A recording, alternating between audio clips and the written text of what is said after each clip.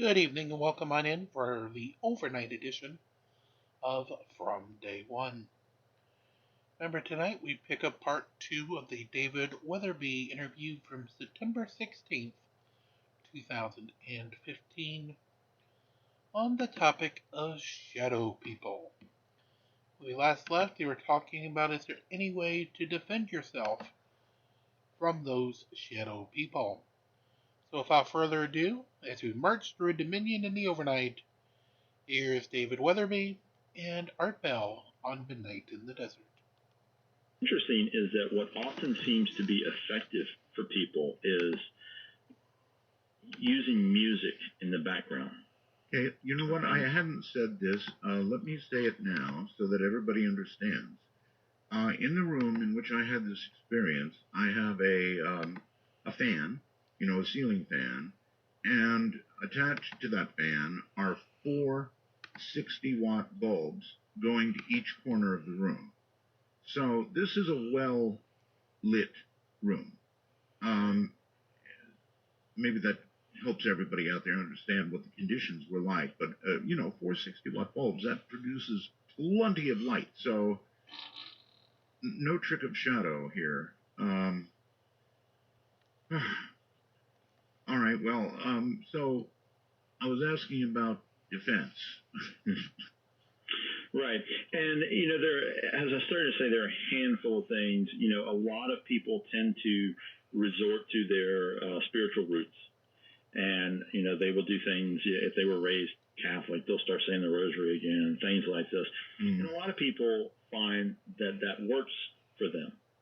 People who don't necessarily have that kind of spiritual foundation try to find other ways to essentially disrupt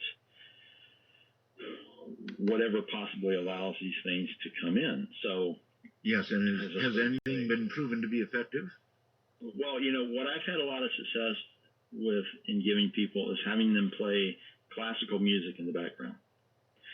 Now, there's some interesting studies that say that, classical music assists the brain. It raises your level of creativity and so forth. And it seems to be that for a lot of people, this helps sort of settle the mind so that these disturbing, more disruptive things don't come in. Well, that's going to be a problem for me. I'm not a classical music fanatic at all. Right. For me, it's rock. Okay. All right. Are there any geographic areas in the world where these kinds of things are more common? They're very common around locations that have a history of hauntings, particularly older locations. There's something called the stone theory that relates to hauntings. And we find that a lot of times shadow people tend to show up around those locations too.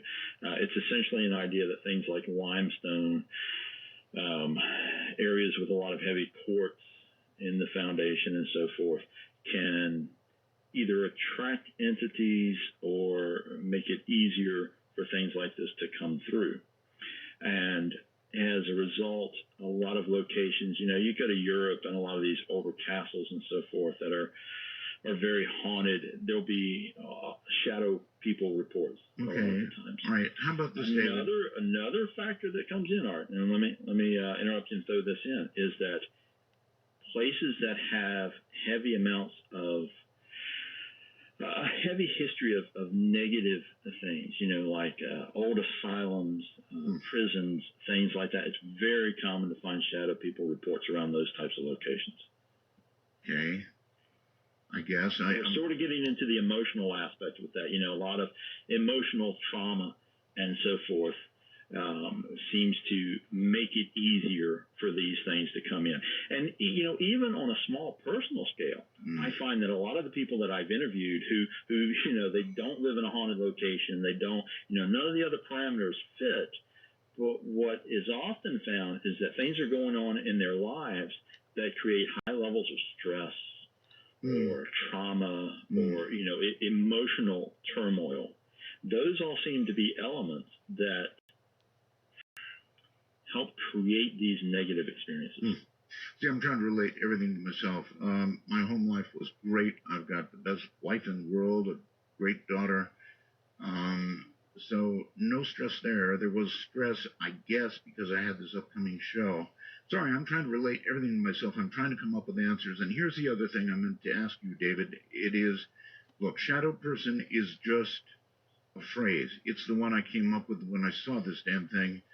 I guess I should be not saying damn thing, darn thing. I don't want to make it angry, just in case.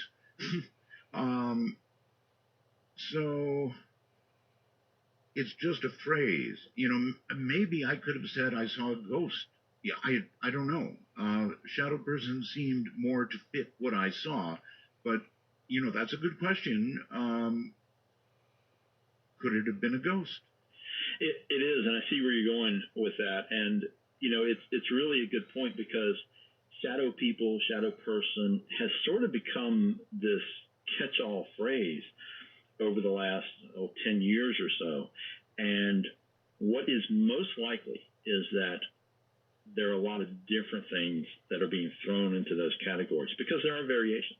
You know, some of them appear to be very malevolent, like the account that I related earlier with John. You know, this thing, whatever it was really out to get him. Yes. But there are plenty of other accounts of these things that there's no physical contact. And while it's creepy and scary, these things almost appear to just be observing. You know, people will report these things manifesting in their room, and they'll, you know, suddenly be leaning over the bed as if they're trying to get a good look at the person, and then they vanish.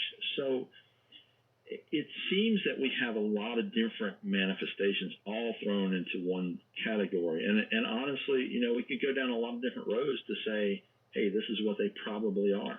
I remember years ago interviewing people about shadow people, and some of the callers said, you know what, I confronted this being, I stared back at it, or talked to it, or yelled at it, or something, and it seemed startled.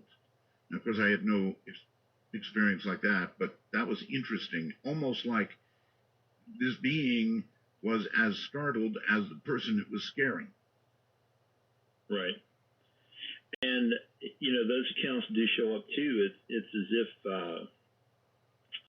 they think they're covertly spying on us or something. But to be examined in turn is a bit shocking to them. If they are of another dimension, if they are of another dimension, then maybe they're as shocked at popping into this one as we are to see them. Very possible. Very possible. And, you know, here's another possibility. I mean, they may be having some kind of a fairly normal existence and seeing us and are just as surprised, wondering, you know, what is that? Okay. Anyway, not so many physical attacks. That's a much smaller percentage, right? It's a very small percentage at this point, yes. That makes me feel so much better. How many reports of those glowing red eyes? That is a pretty good percentage. Probably, you know, from the cases I've looked at least a third of them report these things having glowing eyes. Lucky me. Up to 2/3 that don't have glowing red eyes. Okay, well, shadow people, I'm sure that's going to be an ongoing subject, but I know that you cover many more things, and because I'm having such a hard time being objective about this, I do want to ask you about these black-eyed children. I actually got a call not long ago, first time I ever heard of black-eyed children. Somebody called and said they saw one, and it was very, very startling to them, and weird, and they belonged, and they were with parents that looked blonde and not related to these children at all. It was very weird. Wow. Yeah. Well, you think the shadow people are creepy. These black-eyed kid accounts are very unsettling. And, you know, here's a typical scenario to sort of set the stage for you. You know, imagine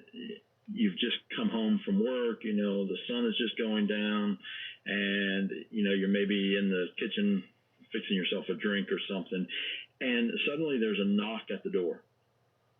It's not a quick rap. It's a long, continuous, monotonous knocking that doesn't stop. Like anybody, things are going to run through your mind. Wow, why didn't they use the doorbell? Who's coming by? What's going on? As you're heading for the door, you open the door. You're a pair of kids standing on your porch. They're kind of looking down at their shoes. They're wearing sort of just drab, mundane clothing. And when you open the door, in a very monotone voice, one of the kids says, "Hey, we just thought we'd come in for a bit." Now, you've never seen these children. You don't have any kids of your own. All these things are running through your mind, and your response is, "I think you guys have the wrong house." That would be a mild response. This monotone response is, "We'll just come in anyway." Now, inevitably, what happens in these encounters is that the victim, for lack of a better word, goes through three very rapid stages. There's an initial unease when they open the door, and they're never quite sure why. And that unease grows to nervousness, as they're trying to deal with these kids. And, some people will try to question them or interact with them or figure out, why are these kids at my door? Inevitably, these kids will raise their heads and make eye contact. And at that point, what the person sees is a child with solid black eyes. No colored pupils, no whites of the eyes, nothing. Just a solid black eye. And the level of fear sort of goes off the charts at that point. The victim will slam the door. And there's a whole range of things we hear in these encounters. These kids are described as having pale or pasty skin. Some people say it looks artificial. They always speak in very monotone voices. And they always make requests. They want you to invite them inside. They want to come inside. Sometimes it'll be a simple request, but it's usually something bizarre. There was an account where some kid said, it looks like it's going to rain. Will you invite me in? I think vampires require an invite, don't they? That's correct.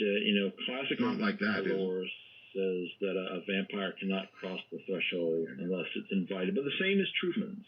Classical demonology says that a demonic entity or force has to have some type of invitation before it can come inside. These accounts, they're so creepy, Art, and they hit the internet in the late 90s. There was a journalist out of Texas that had an encounter with these kids, and he's the one that sort of really started the modern wave, so to speak, of these accounts. So let me stop you. Do you believe, you said it hit the internet, do you believe that this is yet another internet-generated weirdness, or is it real? Initially, when I heard these, like you're saying, I thought, wow, this is very curious, but it may be some internet phenomena. It may just be some, urban legend. Right. But then I started meeting people who had encountered these things. And I decided to really examine the phenomena, to go back in history and see what I could find that predated the internet and even television. Because, I have to remember that things like the classic X-Files in the 90s, they used this black eye phenomena, with that oil alien that came in and gave a person solid black eyes. So it was interesting, and I thought, okay, well, we've got to see where this goes. All right, where it's got to go right now, I'm sorry, I've got to go to a break. I've got to get this in. So hold it right there. It sounds like something that could have been generated on the internet, but after what I've experienced, I could just about believe anything. Alright, we'll return when their musical bumper concludes. Meanwhile, I'm trying to wait for some of the base level items to appear in that astral sphere.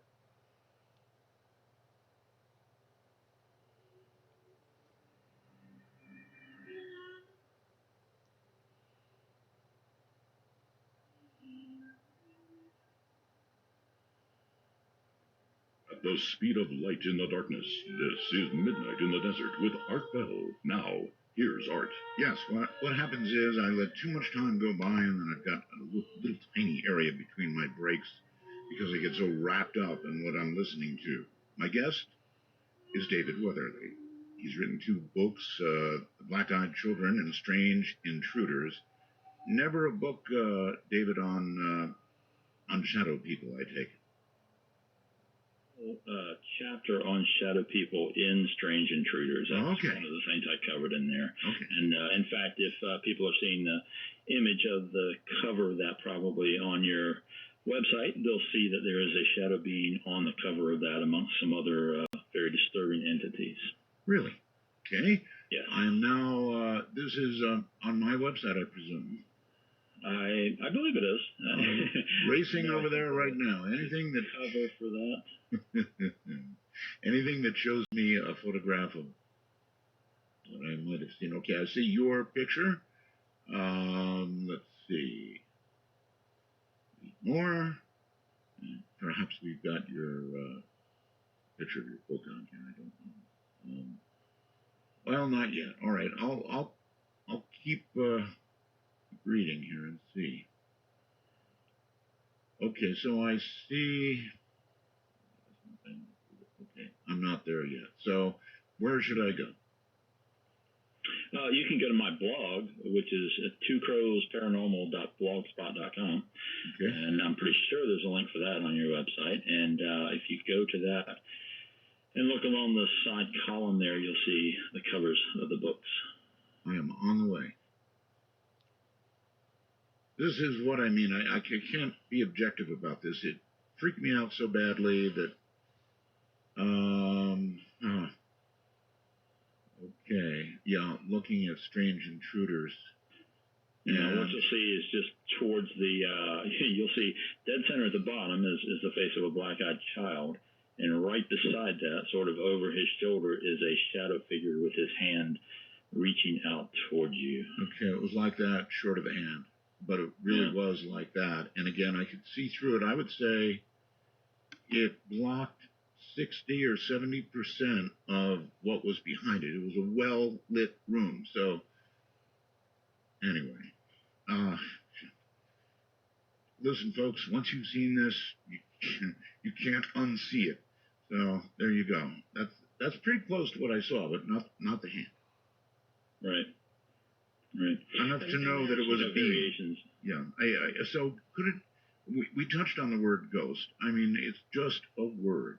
To you, does the word ghost mean a being that once was alive, David? Not necessarily, because I think that a lot of reports of ghosts are simply residual energy, sort of like a recording. When I think that there are times that, for instance, there's such a powerful or traumatic event that takes place that a recording, if you will, of that is inlaid into the very landscape or the location, and that certain things can trigger that, sort of like a hologram. And I believe that that's why in a lot of reports of hauntings, you'll hear about these incidents where, the haunting is that this woman walks the corridor, every October on the 12th, and she walks down and she vanishes through a wall. Well, a lot of times when you go back to the historical record, you'll find these specific events that tie into things that seem to repeat themselves somehow. Yeah, well, my guest last night, Lloyd Auerbach, said the same thing, the exact same thing, that it could be some sort of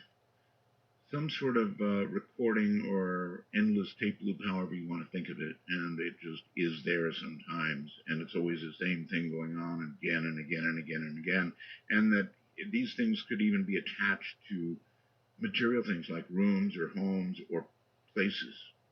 Exactly.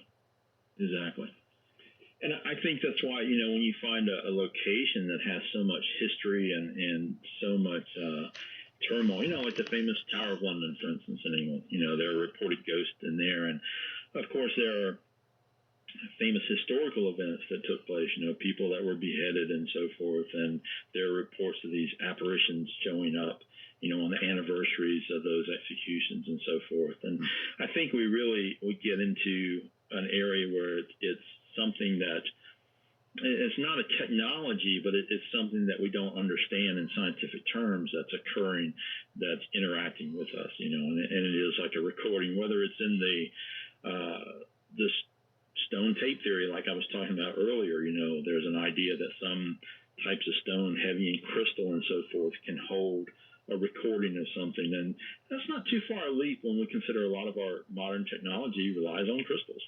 True. You've been investigating this for 35 years, this kind of stuff, right? That's correct. Okay, so has any of this ever happened to you? I've had some pretty strange experiences over the years, and one of the things I saw that really sort of I saw a grinning man. Now, I don't know if you know what that phenomena is or not. I don't. It's a new one, and it's a great tease because I told you it was a short break. Here it is. Grinning man, huh? Well, at least mine didn't have a face to grin or grimace or anything else. I'm really glad it didn't have a face. This is Midnight in the Desert. And we'll be right back as soon as their commercial music concludes. It's Rasul Falls.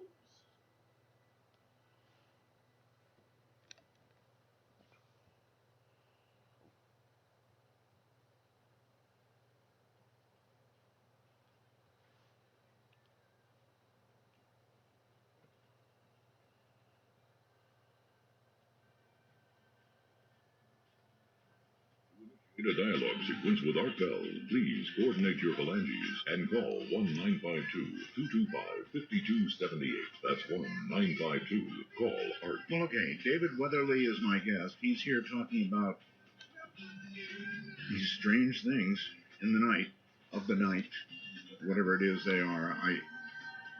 I'm finding it's a very difficult interview for me because I'm not objective about this, having just gone through this thing. Usually, as an interviewer, you're objective and you can ask objective questions.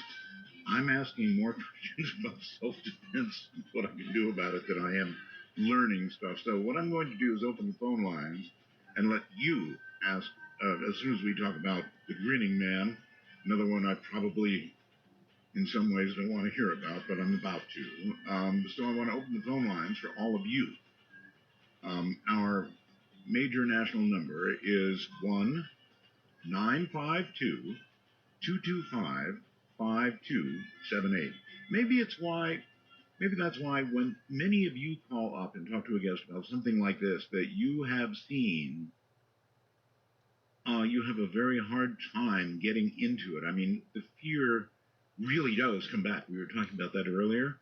And as you describe something, it's almost like it happens again. Not quite, not that bad, but it's close. And of course, you can call us on Skype as well at, in North America, MITD51. MITD51. Out in the rest of the world, MITD55. That covers a lot of the world. Somebody said, it's Doug in Michigan. Thanks for this, Doug. Art, you've got more stones than me. You talking about this thing just might bring it back again. Have you considered that? Yeah. Thanks, Doug in Michigan, for that. Thanks a lot. Okay, so the grinning man. That's at least a new one on me, thank goodness. Well, my personal account relating to the grinning man, or it happened in the 1980s. This was in a rural area of North Carolina, and there's a whole theory that sometimes certain combinations of people can create unusual experiences. And at the time, I had a friend whose name was Tom, and it seemed like anytime we sort of went off exploring things, that unusual things would happen. And this particular incident was that we were driving literally on a country road, very few houses, they were miles apart. Mm-hmm. And it was late summer. We're driving along at a leisurely pace, and we're coming to this sort of long curve in the road. And I see on the right-hand side, I was in the passenger seat, Tom was driving. I see on the right-hand side of the road a figure standing in the weeds. And this is very unusual. You never saw anyone walking around in this part of the country. And as we approach this figure, I'm kind of zeroing in on it and thinking this looks very strange. As I said, it was late summer.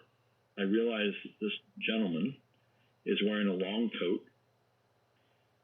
It's sort of Victorian in style. He has on a formal hat that's sort of like a top hat. Mm. His right hand is under his chin, and he's sort of rubbing his thumb and his fingers together. Mm-hmm. His other arm is not visible. It's just hanging down at the side. And beneath this coat is this very wide, silver, shiny belt. Almost like something you'd see on a science fiction show or something that's right. that wide. Mm-hmm. But Art, the creepiest thing was he had this grin that it made me think of the Joker from the Batman comics. It was an impossibly large grin that no one could physically smile like this. As we approached this figure, it seemed as if time sort of slowed down for a few seconds, as if we were moving past him very, very slowly. Now, Tom has no memory of letting his foot off the gas or anything. It's just that something very strange happened when we were passing this figure, and I locked eyes with him. He was glaring right through the window looking at us. And the moment we were beyond him, past him, I spun my head around to look out the rear window. And this figure is now standing in the very center of the road watching our car. Wow. It's physically impossible that he could have moved that quickly. So, we continue to go forward, and Tom is almost in a panic, and I'm sort of, I'm badgering him to stop the car and to turn around because I want to see what this is. And, we argue for a few seconds, and he's insistent that this guy's probably some, psycho killer or something. And, yeah, you're the one with the stones. Turn around and go back and see what it is. Good Lord, man. Well, I finally, Tom is convinced, this is the 1980s, this is the era of, Friday the 13th and all that crazy stuff, and Tom thinks it's just some nutty guy, and so I finally convinced him to, look, just do a U-turn, we'll go part way back and see if he's still there, which Tom finally does. He does a U-turn, he goes almost all the way back, and he stops the car, and I jumped out, because I wanted to go see if I could find this thing, and I went to the area where he was standing. There was evidence of someone had been standing in these weeds because the weeds were mashed down. But, the woods in this area, very thick, and no one wearing that kind of attire could have quickly gotten through those trees to disappear.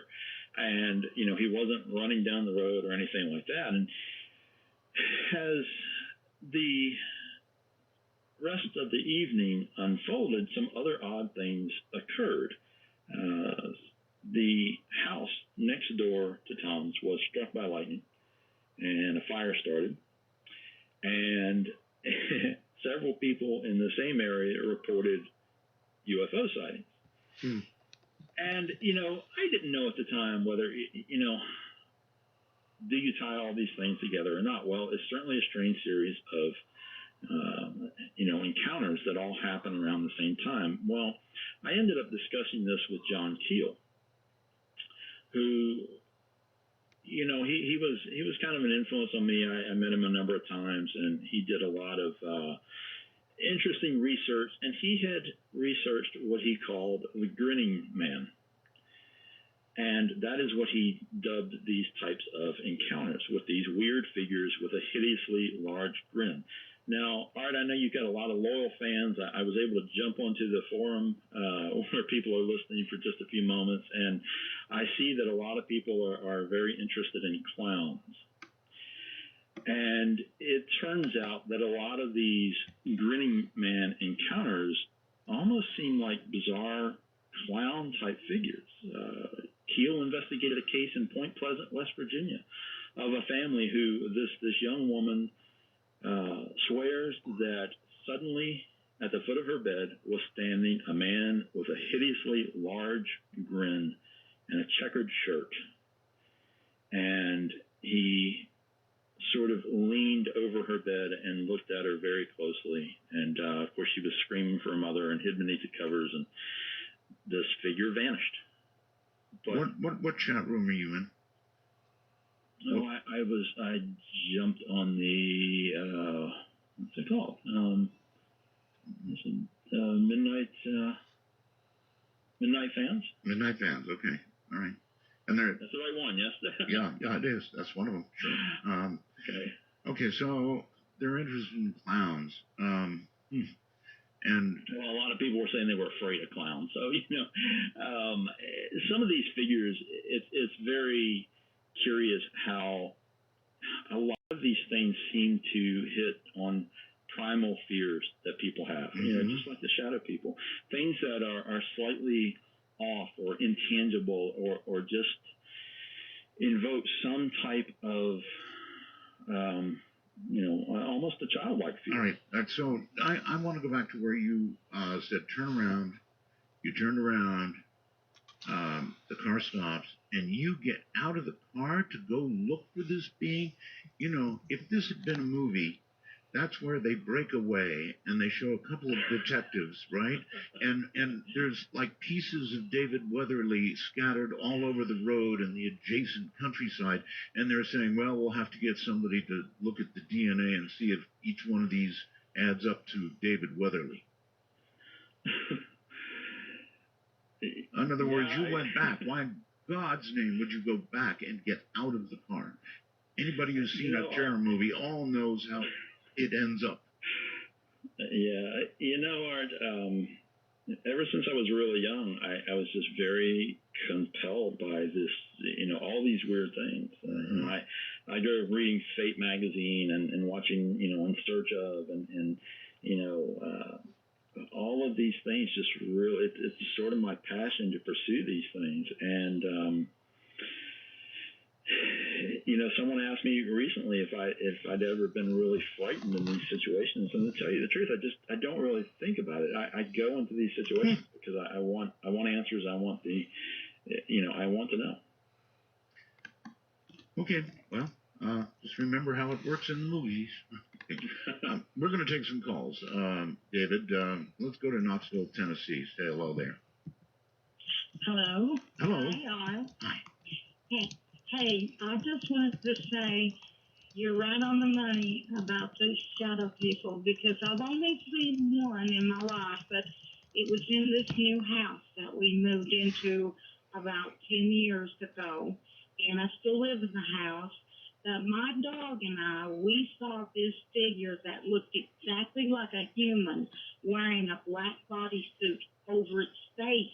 Mm-hmm. And it moved so quickly, it went into my son's room, so help me. And now this sounds crazy, but I ran after it, and my dog did too. We ran right to that. No, it doesn't sound crazy, ma'am. A mother is very protective of a child, and so, yeah, I get it.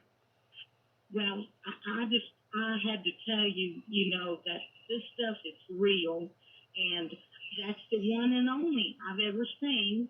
But my daughter swears that she saw a shadow figure go behind the water heater, and that it lived behind the water heater. So don't tell me where they live, but I can tell you that this has to be connected with UFOs. Well, That's happened to me my whole life. And you guys just brought up this checkered shirt thing. So help me God, there was this figure that came to the foot of my bed wearing a checkered shirt. It said to me, it said it in a low, growling voice, beware of the boss. Well, my daughter and I, we were so fascinated with what that meant. We looked it up on the internet, and what it means is beware of the fiery furnace. And I want you to know all this stuff is like interrelated. It's sort of like you've walked into another world that's right beside of you. And I don't know why that it happened to us, but it's happened to a lot of people. All right, ma'am. Well, thank you for the story. And it is like you move from one world to another, and maybe that being is coming from another world. I don't know. It's as good an explanation as any. We talked about that earlier, so that's something to grab onto, I suppose, and kind of hopeful in a sense, because one of the great questions in life, David, is whether there's anything else after life. Oh, absolutely. And even the existence of another dimension that can be moved into and out of sort of starts to answer that question a little bit. Possibly, and one of the many theories to explain what these shadow beings are that they are, just the souls of people that have passed away and are sort of in some kind of in-between space, before they've fully crossed over. So, who knows? She did bring up an interesting point in her account too, that her dog noticed, and that's something that's very interesting because you find a lot of these shadow people accounts that people who have pets, their animals very often notice these things before the human does. Well, thank God I didn't have one of my cats on my lap, David, or it would have left horrible marks when this thing appeared. They always do when a cat gets startled. The back claws come out and they launch. Overseas somewhere, I believe, me, myself, and I. Yes. Hey there, Hello. This is Philip. Yes, hello, Philip. Where are you? I'm in Brazil. Brazil? Yes. Okay. Excellent. Wow. I know. A long-time fan. This is so great to hear you back on the air. Thank you. And I'm enjoying the show. And I just wanted to tell a short story that I had with a shadow person. Used to freak me out when I was 15 listening to your show about shadow people. And then I actually had an experience with one when I was still in the U.S. At university. I was sleeping in the dorm room and kind of in and out of sleep, in the middle of the night, I actually saw the door open, and I thought that it was the person that I was sharing the dorm room with, but it wasn't. I turned. I had a little bit of sleep paralysis going at the same time. I turned and I saw a very tall, dark figure. I mean, it was the size of the door, coming in, and it jumped on the bed on top of me, and I actually felt the pressure, man. I'm getting goosebumps just telling you the story. I felt the pressure of this figure on top of me and pushing down on me. I couldn't move. I was trying to vocalize something, kind of scream out, and I couldn't. And from that day on, it was almost as if I was possessed. Like things in my life, just bad things started happening. So I don't know if you could ask your guest if there's any connection with shadow people actually attacking people and actually having the full exposure of this. I don't know what they are. After that happened, I got very freaked out about them. I don't know what they are either. Sure. We'll ask your guest. Thanks for calling in, Philip, all the way from Brazil. The account that he's describing, Art, sort of broaches over into another phenomena, and that's the night hag. And these often sound very similar to shadow people encounters, but what's inevitable with these experiences is that the person will see sometimes just a shadowy mass or figure. Sometimes it's described as a hideous, almost deformed old woman, hence the night hag term. Yes. But these shadowy beings inevitably will climb on the person's chest when they are sleeping and apply this overwhelming pressure. Now, modern science attributes a lot of this to sleep paralysis. But, some of the accounts are very difficult to dismiss in those, simple scientific terms, because people have these lasting effects from what they feel is 100% a physical encounter with these things. And, yes, there are occasions where people, continue to need a recovery period where they have strange things in the aftermath of these experiences. They're very frightening by all accounts. What about sort of a heart attack? I mean, that feels almost like a crushing of the chest, right? I've heard it described that way, and or part of sleep paralysis. But you're saying there's a being attached to this. Right. At times, there's a lot of people who suffer through sleep paralysis. And as I said, modern science tends to say that these, quote, night hag attacks are a result of that sleep paralysis. Essentially that, the person is generating so much fear because they are paralyzed and can't physically move, that the mind is creating other effects to go with the experience. And, the sense that they're trying to rationalize what's happened, right? I mean, suddenly, just imagine, suddenly, you're laying in bed and you can't move a muscle. Your entire body is suddenly not within your control. So the brain is trying to rationalize exactly what's going on. David, science has a guess for all of these things, up to and including an NDE.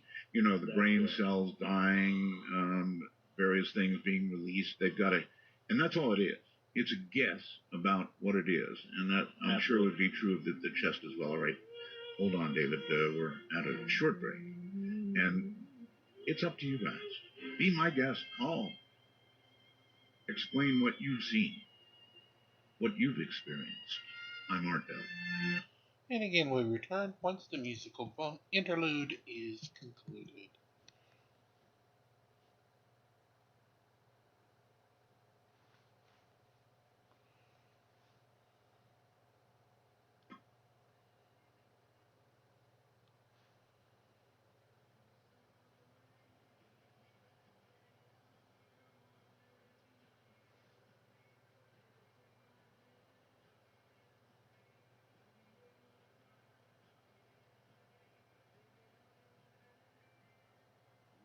Dialogue sequence with Art Bell. Please coordinate your phalanges and call 1-952-225-5278. That's 1-952. Call Art. That's it. My guest is a fascinating guy, David Weatherly. He talks about all of these things that move, it seems like, in the night. And actually, that's a pretty good point to ask about. David, they do seem, most of these things, I guess not your smiling man, but most of the others do seem to happen at night. Any thoughts on that? That is more common. I think that, logically we could even say that tends to be the quieter time. People tend to be alone or up late working like you were and things like that are definitely a part of the whole experience. So much stimulus and so much going on during a typical day, and most people are out at work and so forth, so we find fewer experiences. But there are indeed accounts of these shadow beings during the daytime hours. But more common at night, right? Much more common at night, yes. Right. I guess the brain has a little more time to. No, it wouldn't matter. If I'd seen this during the day, it would have been exactly the same. Steven on Skype, you're on the air. Hi. Hi, Art. So I think I just wanted to tell you a story about an incident that I had when I was like a young kid. Sure. With I think was a shadow person. Yes. I was about maybe 7 or 8. Also, just to preface this, we lived in a small house, my family. We lived there my whole life up to that point. The way my house was set up it was really small. My room was next to my parents' room, like literally right next to it, and my sister's room was right across the hall. It was maybe like 800 square feet. So I think I was 7 or 8 years old. I'm laying in my bed. I'm wide awake. I'm thinking about, it's 9 o'clock. It wasn't terribly late. I was always a little night owl. I was always up till all hours of the night. And I'm thinking about playing Pokemon or whatever. It's around that time. And I'm looking out of my doorway, and I'm laying in my bed, and all of a sudden I just see me, basically, come out of my parents' room and round the door and walk right into my room. You saw yourself? The thing is, that's what I said to myself, at the time. What I saw a shadow of, it wasn't like a shadow person like you saw, like a person standing in the room. It was the shadow. It was a shadow on the ground, as if I was the actual person, but I was invisible, say, walking out of my parents' room, and just my shadow was on the floor. It was going, and it was walking right into my room. It was a shadow of a little boy about my age, walking from their room into my room. Yes. Now the thing about that is, I found out a couple years later, maybe 8 or so, maybe 10 years later, something like that, that in the same house, my mom also had 2 miscarriages, right before me. Yes. So I don't really know what that was about. So you're thinking that could be, oh my goodness, interesting, huh? David? That's an interesting set of of things. I mean, I thought at first he was talking about literally a doppelganger, which is I suppose a duplicate of a person. But this sounds more like some type of ghostly manifestation, for lack of a better word. Really difficult to say whether his mother's miscarriages played into that or not. I mean, obviously that is a very traumatic experience, but I don't know. Interesting experience. I know. Let's go to Marty. Hello, Marty. Marty's got a lot of echo. Morning, David. Okay, Marty, you've got something wrong on your end. It's echoing like crazy. Can you fix that? Yeah, okay. Well, we can't continue with that. Marty, if you can get it fixed, by all means, give us a call back, but it was just a wreck of a call there. Let's go to the next one on the phone, in Phoenix, I think. Hello, Art. Hi. Hi, I'm Dave from Phoenix, and I'm hoping to demystify this experience for you a little bit and explain what you may have seen. Proceed. All right.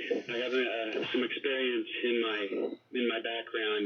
When I was in high school, I was being inducted into a certain 3-letter group, a government agency, and saw some things I wasn't supposed to see. And so, all this in high school? Yes, in Walla Walla, and saw some things I wasn't supposed to see. So I kind of I've gone through a lot to be able to help you with this one, but.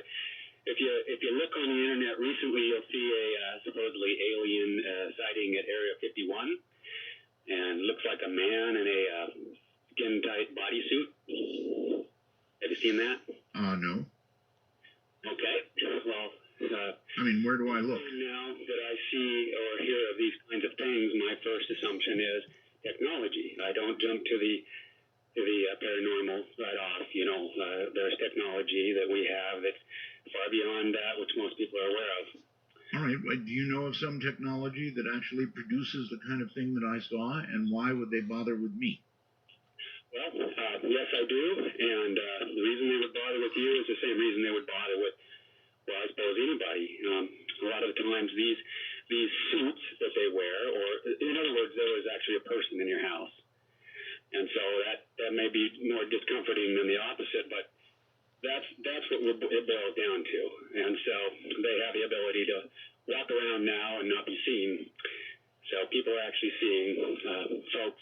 And, of course, they're associated with UFO activity because this breakaway civilization that we have thinks that it's fine if they do these kinds of things and that we don't have privacy. All right. Well, I'm not familiar with anything. I guess there could be a relationship to UFOs. David, anything in that category? Does there seem to be a relationship or there are sightings when these things occur, or what?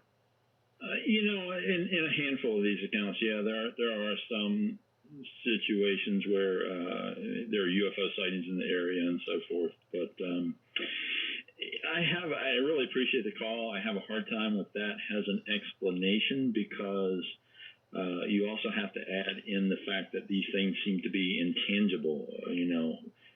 More often than not, people say that they can see through them partially, or that people will throw something and it'll just go through these beings. So, like you are, I'm certainly not aware of any kind of technology that is anywhere close to these two types of phenomena yet at this point. All right, to Manitoba. Hello. Hi, Art. Thanks for taking me. Sure, you're not real strong, so you're going to have to speak up good and loud. Oh, sorry. Yeah, I tend to be a quiet talker. All right. So I just wanted to say, or share my story with you guys. I had many different shadow person experiences over the years, and I guess what I noticed about all my experiences is that they tend to be drawn to that fear reaction. But when I don't give that fear reaction back, either they don't respond or they immediately go away. Well, I'd be really interested in how you react without fear. How do you feel? Yeah. You know what? I've experienced that kind of grabbing sensation, the old hag, seeing them while I'm awake. And I guess maybe it's a little bit of a desensitization, but I don't know. I've heard people say meditate on it. I'm just curious what your guest David might have to say on that. All right. David? This sort of relates back to John's account from earlier in the show. I think that in his encounter, he was able to conquer his fear by resorting to his spirituality. And in a lot of cases, I find that people are sort of able to zero in their focus on one particular thing. In his case, it was prayer. And that sort of eliminates everything else going on in the, in the mind and the emotional reactions, and allows him to just focus on that one thing. Obviously, it's motivated by the fear, but I think that ability to sort of center themselves in is a big component in what allows them to conquer these things or eliminate them from their presence. All right, look, David, here's something to consider. The phones are berserk. The phone lines are filled. The Skype calls are filling my screen. So this gives you some idea of how many people have seen something like this. I think it is more than just common. It's more than we know. It's more than people generally are willing to talk about. In other words, obviously, a lot of people are involved here. Let's go to Skype and tentatively somebody who IDs themselves as MV. Hello. Hello there, Art. Hi. Hi, my name is Michael. I'm on the TuneIn chat as well, Michael Mars. Shout out to those guys. Okay. Here's my experience when I was young. I was about 6 years old. I used to sleep in a room with my sister, who was a year younger than me. Mm-hmm. And I don't know what time of night it was. I opened my eyes up. There was moonlight coming in through the window. And I opened my eyes and looked up. In between the two beds that we had, a figure that I can only describe, being a kid, looked to me like the Jolly Green Giant, except like white, like a statue. Kind of like strange, like a Greek statue you might see. And it slowly turned down and like looked right down at me. And I just closed my eyes, pulled the covers over my head. I was terrified. But I don't know. Anyone else had anything similar to that your guest can think of? David? Wow, that's really unusual. There aren't too many encounters with beings that are solid white, as you're describing. There are a few accounts that often are related to UFO encounters, wherein people see, what they describe as glowing white figures. But no, I've never heard of anything like your experience. It's very fascinating, and thanks for sharing it. Oh, well, thank you. Thank you, Art. All right, take care. Just one after another after another. Hello on the phone. You're on the air, wherever you are. Oh, hi, how you doing? I'm John from Lakeville. Hi, Art. Long-time listener. Can you hear me okay, sir? I hear you. It sounds like you're in a vehicle or something. I'm truck driving through Wisconsin, sir. Truck driving through Wisconsin. Okay. Yes, I was gonna say my experience, and after that I was gonna ask a question, but my experience was around this time last year. I actually believe I encountered what you call a black-eyed child as I was going to work. Really? As I was driving to work, and I was in my car, and as I was approaching the stoplight, a girl come out of the side of the road, and she had her hands up, but when I saw her face, all I saw was black eyes. So obviously, the hair stood up on the back of my neck, and I kept going. So, but my question is, the first person I called was my wife, who's from the Philippines and is very superstitious, and she related that to what they call over there, an Aswan, I guess, a vampire type Aswan. Yes, sir.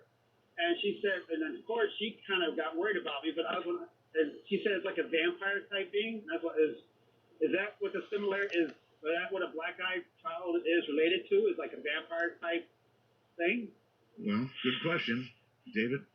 Well, there are similarities with the whole lore of vampires when we look at these black-eyed children. Of course, this idea that they have to be invited in, whether it's in your home or in your vehicle, and depending on the cultural viewpoint, people will identify these things that way. And, the similarities are not just there. There's also the pale skin and the fact that they seem to, some people say these things feel like predators. People will report being in the presence of these black-eyed children that they feel like they're being, eyed as a meal or just really looked over, and it causes this incredible level of fear within the people who encounter them, because, look, Art, anytime you put something paranormal or outside the norm and mix it with children, the creepy level really goes off the scales, and it also becomes very unsettling because as adults, we're sort of predisposed to help children. If a child shows up at your door and says, "Mister, I need a drink of water," or "I'm lost," your automatic reaction is going to be to help that child. But when a child shows up and is acting really creepy, yes, there's a psychological battle that goes on with a lot of these people I interview. They talk about how confused they are because here's a child asking to come inside, yet all the alarm bells are going off. Something is wrong here. It appears to be a child, and it appears that they need, they want something. They want some kind of help, and there's a struggle to, do I help this child or do I slam the door because I feel like I'm being stalked? Yeah, well, nobody wants to be eyed, stared at like you're a Happy Meal. No. Go to the next house, down the lane, across the valley, whatever. I am not a Happy Meal. But I am glad to have my guest here. Midnight in the Desert. And we will leave them there, pick up the final section tomorrow night, so you'll want to be back for that. As always, please make sure you do like, share, and subscribe. Get us to those goals so Wolfboxy Nexters and YouTube will pay attention to us. The sponsors below if you want to. Hit them up, get your credits. And until we do get back together each other tomorrow, like, share, and subscribe. Be kind to one another. It's always a great new world to release the Krakens. Have a great night, everybody, and enjoy your good night's rest.